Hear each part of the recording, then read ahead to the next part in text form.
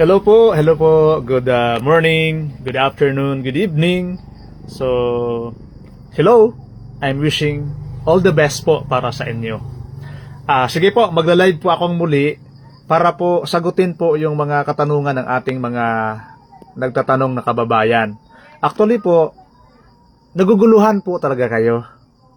I understand po ng inyong kalagayan. I really understand you. Kasi po, ayon sa karunungan ng Diyos, ang tao po na hindi matanggap na siya'y bobo, hindi po talaga kayo magiging matalino kailanman.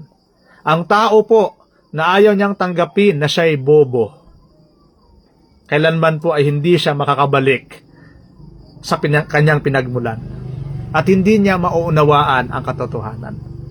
Mananatili po sa kadiliman ang kanilang kaisipan. Kaya nga po, habang nagla-live po si Nonong Revealer, mangyari po na mag-comment po tayo. Mag-question po tayo para po masagot ko po kaagad ang inyong mga tanong. Kasi nasa live po tayo.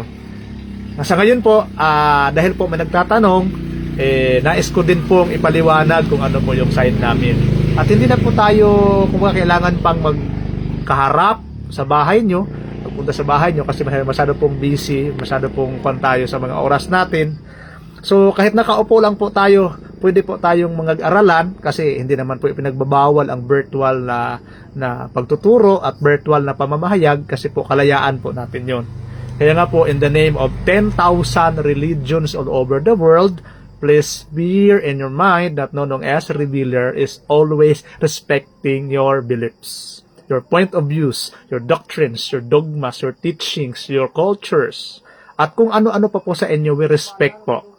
But not to the point that we will tolerate imbalances, inconsistencies, misconceptions, misunderstanding, or misinterpretations. Kaya po tayo nagre-rely sa katotohanan, not to the imagination, fantasies, and faith. Kung sa faith po kayo magre-rely, wala pong mangyayari sa ating katotohanan dyan. No? Kasi kung faith lang po, walang problema ang faith. Lahat tayo may ganyan, may faith. Kung fantasy, lahat tayo may fantasy din naman. Diba? Kung lahat tayo magre-rely sa imagination, magaling din ako mag-imagine. Diba? Pero ang katotohanan po, hindi po natin pwedeng i-deny ang reality at ang truth. Kasi ang truth nakarely din sa reality. At ang reality po, nakarely po sa Deuteronomy 29:29, it says, ang para sa atin ay ang mga hayag. Mga bagay na hayag lamang ang para sa atin. At ang mga bagay na lihim, sa Diyos na po yun. Kaya nga, ang mga bagay na lihim po, ay inilalantad niya sa kanyang mga alagad na pinili. Kaya, kung tayo po ay pinili sa mga alagad o sa mga ginawa niya, madali po nating maunawaan yun.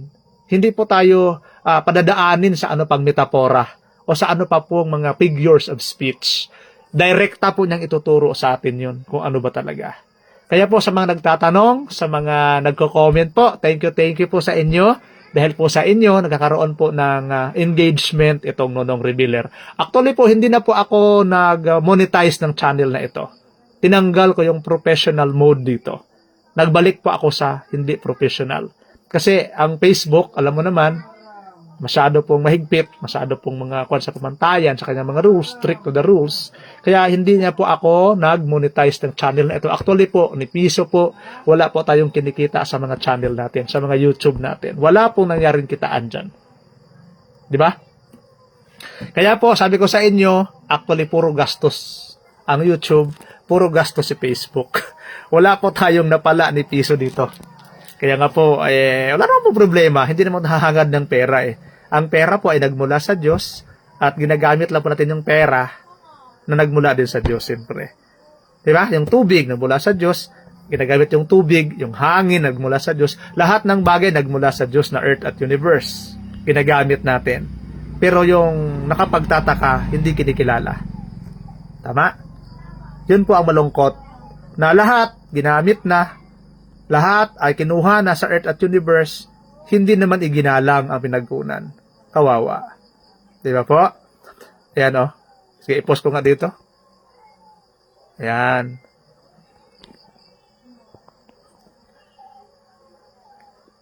Yan. Sabi nila, bakit daw ako gumagamit ng Bible? Sa kanilang isip yon. Sa inyo pong isip, hindi ako gumagamit ng Bible. Kaya po, naguguluhan kayo kasi sa isip ninyo ganon. Yan po yung problema. Kasi sa isip po ninyo ganon. Sa palagay ninyo ganon. Hindi po ganon. Ang Bible po ay nagmula po yan sa Diyos namin. Kasi ang Bible ay ink, papel, yung taong sumulat, parte po ng earth pa rin yun. Yung ostya, yung lahat ng simbahan, holy water, holy fire, holy rosary, sacred wine, holy books, holy Bibles, holy bread, holy churches. Nagmula po yan sa earth at universe na Diyos namin. Paano po yan? Bahagi nga yan ng Diyos namin. Nagmula sa Kanya lahat. Siya ay sumasa lahat at nasa lahat. Ephesians 4:6. Kaya nga kung sagrado yung Holy Rosary, sagrado yung kahoy na pinagkunan nyo ng Holy Rosary. Kaya nga sabi ni Jesus, ako ang punong kahoy ng ubas. Yung rosary po ninyo nagmula sa kahoy at ang kahoy ay punong kahoy ng buhay. At Diyos yan. Sabi niya, ako yan. Yung tinapay, ako rin yan. Sabi niya, ako ang tinapay. Ako ang malaking batong buhay. See? So lahat po siya nga. Kasi nga ang Diyos ay hindi lang nagpakatao, hindi lang nagpakatupa, hindi lang nagpakapunong kahoy, hindi lang naging ilaw o araw o ano pa man dyan na nakalagay sa Biblia, naging lahat nga siya. Ephesians 4:6. So kung hindi nyo pa maunawaan yung ganyang hiwaga, hindi ko po kayo pinipilit. Napakadaling unawain na ang Diyos ay nagkatawang lahat. Kaya po, ang mga tao na hindi kumikilala na sila ay katawan din ng Diyos, ang kanilang katawan ay templo ng Diyos, ang kanilang katawan ay sagrado, ang kanilang katawan ay dapat malinis, hindi ko rin po kayo kikilalanin. Kung hindi nyo kikilalanin na nagmula kayo sa lupa at babalik sa lupa, nagmula sa tubig, babalik sa tubig, nagmula sa hangin, babalik sa hangin. Sa madaling sabi, nagmula sa earth, babalik sa earth. Pasensya na po kayo, pero hindi ko din po kayo kikilalanin. Kasi hindi kayo katawan ng Diyos ko pala. Pero, kung aminin po ninyo na kayo nagmula sa earth at babalik sa earth, gagalangin ko po kayo. Because sabi sa Biblia, ibigin mo ang iyong kapwa kagaya ng iyong sarili. Kasi kung ako ay lupa, lupa ka rin, mag-ibigan tayong dalawa. Tama? Pero kung ayaw mong paniwalaan na lupa ka, bakit pa kita igagalang? Di ba? Kaya sabi dyan, ibigin mo ang iyong kapwa, lupa, kagaya ng iyong sarili. Dahil kapwa tayo lupa. Okay po? Kaya yung mga kokontra, bakit ko pa sila din igagalang? At bakit ko din ba sila ikuha ng kapwa ko? Hindi nga sila kapwa eh. Hindi sila kapwa tao, hindi kapwa lupa eh. Iba sila eh. Di ba?